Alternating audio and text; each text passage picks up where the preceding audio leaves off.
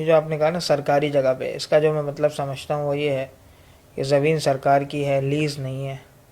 آپ نے یا کسی نے بھی اس پر رہائش کے لیے تعمیرات کر دی، اسے لیز نہیں ہوتی ہیں، اور وہاں پر لوگ جو ہے عمارتیں بنا لیتے ہیں، رہ لیتے ہیں. ریلوے کی زمین ہے، آس پاس اور کوئی زمینیں ہیں، تو ایسی صورت کے اندر آپ زمین کے مالک تو نہیں ہیں. زمین تو کس کی ہے؟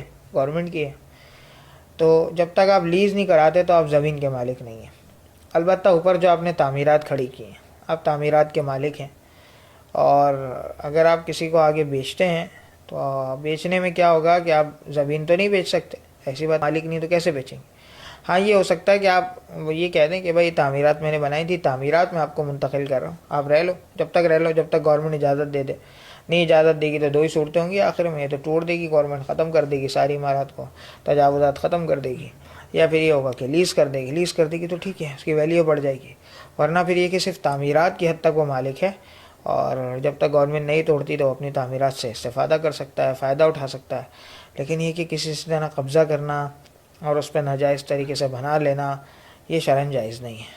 یہ شرعاً جائز نہیں ہے، اس لیے اس سے اجتناب کرنا چاہیے.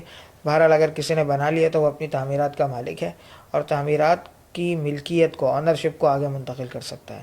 زمین کی آنرشپ کو منتقل نہیں کر سکتا. زمین الگ ہے، تعمیرات الگ ہے. جی.